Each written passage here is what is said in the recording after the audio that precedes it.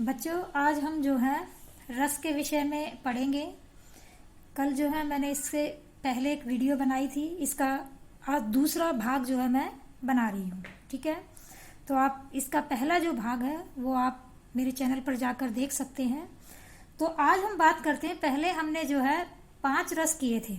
ठीक है, तो आज हमारा जो रस का जो अगला भेद है यानी कि भयानक रस के विषय में मैं जो आपको थोड़ा सा बताना चाहूंगी।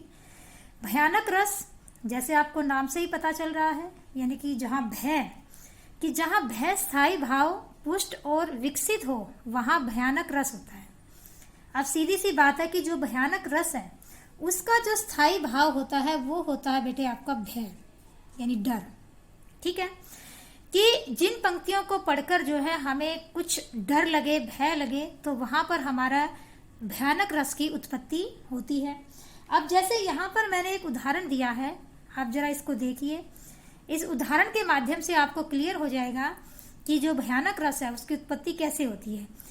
एक और अजगर रही लखी, एक और मृगराय, विकल बटोही बीच ही, परियो मुरझाए खाए। अब यहाँ पर बेटे देखिए कि यहाँ जो यात्री है, यानी जिस यात्री की बात यहाँ पर की गई है वह क्या है, आश्रय।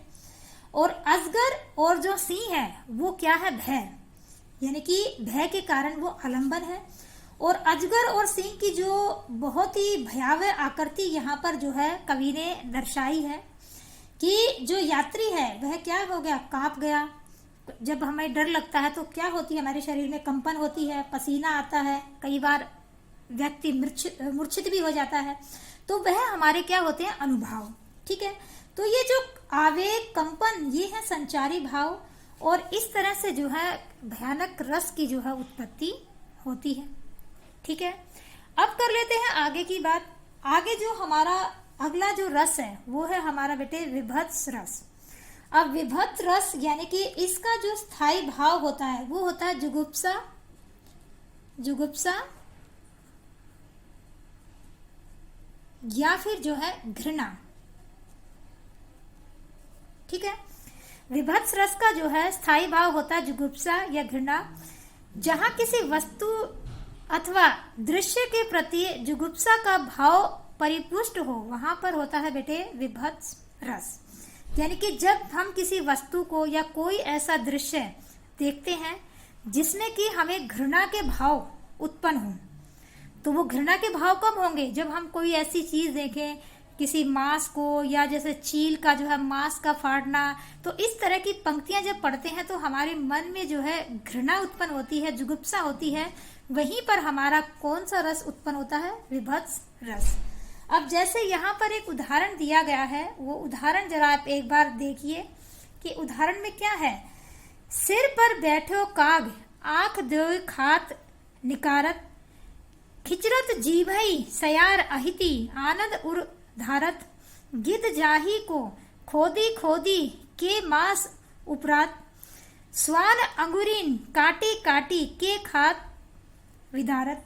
अब यहाँ पर देखिए कि यहाँ पर जो है आपको समझ में आ गया होगा कि यहाँ जो मुर्दा है वो क्या है कि उसके अंदर उसका मांस जो है वो कौन खा रहे हैं, गिद्ध, सियार, कुत्ते। ठीक है, वो मांस को जो है निकाल कर खा रहे, उसे नोच कर जो है खाना क्या है, उद्दीपन है। ठीक है, और राजा का इनके बारे में सोचना, जब वह उसके बारे में सोचता है तो उसके अंदर जो है एक ग्लानि यानी घृणा के जो भाव है, संचारी भाव, वो जागृत होते हैं। तो ये जो राजा के अंदर जो घृणा का भाव जागृत हुआ, वही जो घृणा का भाव है वो किसकी उत्पत्ति पैदा करता है, विभत्स रस, यानी कि विभत्स रस की यहाँ पर उत्पत्ति हुई है। ठीक है, तो इस तरह से हम कह सकते हैं कि जहां पर जो है जुगुप्सा या घृणा के भाव उत्पन्न हो, किसी चीज को हम देखकर जो है पढ़ते हैं, जब उसे हमारे अंदर छी के भाव जो निकलते हैं वही होते हैं हमारा, वही कौन सा रस होता है, विभत्स रस। अब आगे की बात करते हैं। चलिए अब हम बात करते हैं, अगला जो हमारा रस है वो है 8वां अद्भुत रस। अब जरा देखिए अद्भुत रस क्या है। एक तो अद्भुत रस जो इसका स्थायी भाव होगा बेटे वो होगा विस्मय। विस्मय जो है इसका स्थायी भाव या आश्चर्य।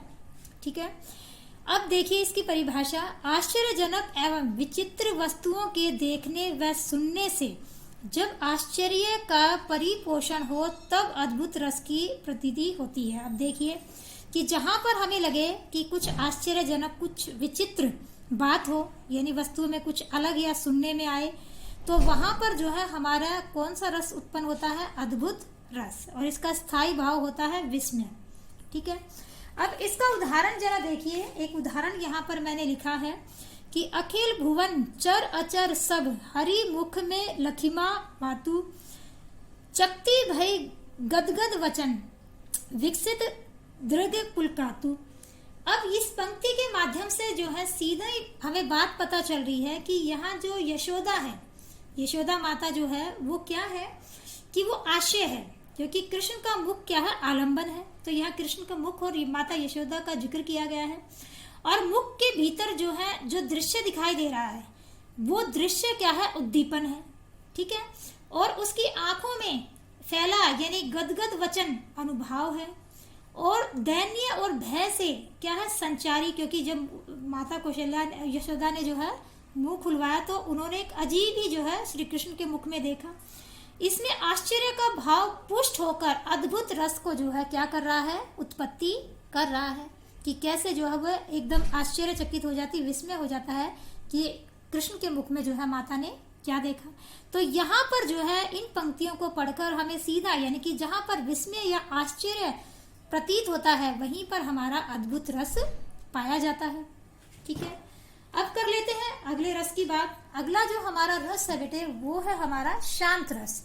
अब शांत रस जो है आपको पता है कि शांत रस का जो स्थायी भाव है, शांत रस का स्थायी भाव होता है निर्वेद या वैराग्य। निर्वेद या वैराग्य। अब यहां पर देखिए कि जहां संसार के प्रति वैराग्य का भाव रस अव्ययों से परिपुष्ट हो कर अभिव्यक्त होता है वहां पर शांत रस होता है। अब देखिए कि जो, क्योंकि शांत रस में क्या है कि वैराग्य के भाव, यानी कि जैसे संसार से जो है मुक्ति पाना या उससे दूर रहना, शांति चाहिए, तो वो जो है हमें पता चलता है। ठीक है, तो यहाँ पर संसार के प्रति जो हमारे अंदर वैराग्य के भाव जागृत होते हैं वही हमारा कहलाता है शांत रस। अब इसमें जरा उदाहरण आप देखिए। इसमें मैंने उदाहरण दिया है, मेरो मन अनत कहाँ सुख पावे, जैसे उड़ी जहाज को पंछी पुनी जहाज पे आवे, सूरदास प्रभु काम धेनु तजी छेरी कौन दुहावे। अब इन पंक्तियों को पढ़कर जो है कि संसार की, यानी कि जो संसार है उसमें असारता का जो है आलंबन है, और जो जहाज का पंछी है वो क्या है? उद्दीपन है, और जो कामधेनु और छेरी दुहाना को भी जो है वो क्या है? उद्दीपन है।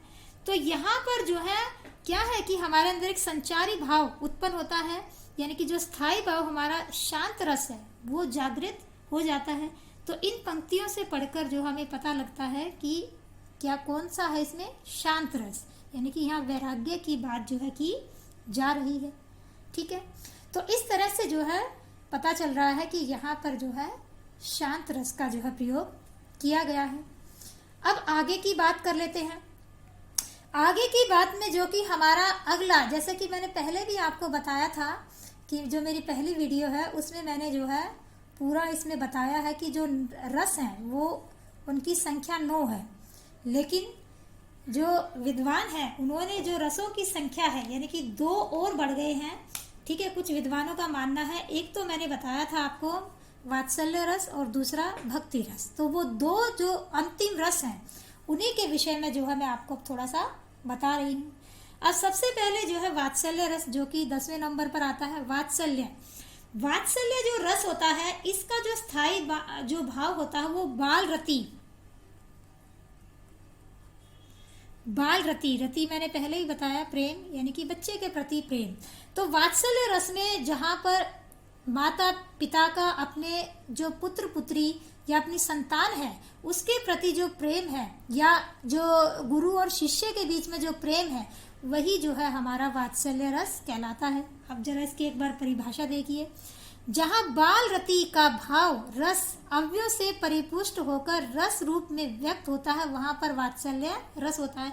यानी कि जहां पर बाल यानी बच्चे के प्रति जो हमारे मन में जो प्रेम है, जो भाव है, वो उत्पन्न होते हैं, तो वहीं पर जो है बाल रति जब उत्पन्न हुआ तो हमारे अंदर जो वात्सल्य रस है वो उत्पन्न होता है। ठीक है, अब जैसे यहाँ पर देखिए, कोई भी उदाहरण इसमें आप ले सकते हैं। बाल दशा मुख नरखी जसोदा पुनी पुनी वंत बुलावती, अंचरा तर ले ढाकी सुर के प्रभु को दूध पिवावती। अब इन पंक्तियों में जो माता है यानी यशोदा, वो क्या है? आश्य है। और कृष्ण भगवान जो है वो क्या है? आलंबन है। और कृष्ण की जो सहजता है यानी कि वो जो उनकी एक अंदर एक सहजपन है वो उद्दीपन है। और नंद को बुलाना क्या है? अनुभाव, की वो कैसे नंद को जो है बुला रही है। तो यहाँ पर जो सीधी सी बात स्पष्ट हो रही है कि यहाँ पर जो माँ और पुत्र के बीच में यानी कि यशोदा और श्री कृष्ण के बीच में जो प्रेम है, जो बाल रति है, वो जागृत हो रहा है। तो यहाँ पर कौन सा रस आ गया? वात्सल्य रस। अब अगले रस की बात कर लेते हैं। अगला जो हमारा रस है वो है हमारा अंतिम जो रस है वो है बेटे भक्ति रस। अब यहाँ पर जो भक्ति रस है, मैंने पहले भी जो है बताया है आपको कि जो भक्ति है यानी ईश्वर के प्रति यानी भगवत रति, इसका जो स्थायी भाव होगा वो होगा आपका भगवत रति। अब जो भगवत रति है यानी ईश्वर के प्रति जो आराधना, जो प्रेम है, उसकी बात यहाँ पर हम कहेंगे कि जहाँ ईश्वर प्रेम का भाव रस के अव्ययों से परिपुष्ट होकर रस रूप में परिणित हो जाए, वहां पर भक्ति रस पाया जाता है। यानी कि हम सीधी भाषा में कह सकते हैं कि जो हमारे अंदर जो ईश्वर के प्रति जो प्रेम है वो जो हमारे अंदर जाता है, परिणत होता, बदलता है, तो उस समय जो है हमारे अंदर भक्ति रस की जो है उत्पत्ति होती है। अब यहाँ पर एक जैसे उदाहरण दिया हुआ है, हमारे हरि हारिल की लकड़ी मन क्रम वचन नंद नंदन उर, यह दृढ़ करी पकड़ी, जागत सोवत स्वपन दिसी निसी कहना काना जकरी। अब यहाँ पर जो है इन पंक्तियों में जो हरि हैं अर्थात श्री कृष्ण, वो क्या है? श्री कृष्ण भगवान यहाँ पर क्या है? आलंबन है। और जो भक्त है यानी कवि है वो क्या है? आश्य है, क्योंकि यहाँ कवि क्या कर रहे हैं? श्री कृष्ण की भक्ति कर रहे हैं। और हारिर की लकड़ी जो है यानी उद्दीपन है, वो भाई लकड़ी का सहारा लेकर जो है कह रहे हैं। और भक्ति वचन क्या है? इसमें अनुभाव है। तो सीधी सी बात है कि यहाँ पर जो है ईश्वर के प्रति जो निर्वेद यानी कि जो एक असीम शांति, उसका जिक्र यहाँ पर जो है किया गया है। तो इन पंक्तियों के माध्यम से क्या पता चल रहा है कि इसमें भक्ति रस का प्रयोग किया गया है। ठीक है, तो इस तरह से बेटे हमने जो है आज जो ये जो दूसरा भाग मैंने बनाया है, इसमें पूरे रस जो है कंप्लीट हो गए हैं। और इसको पूरा देखने के लिए जो है आपको मेरे दूसरे जो है पार्ट को देखना होगा। फर्स्ट पार्ट जो है इसका, तो आपको जो है पूरी तरह से ये जो है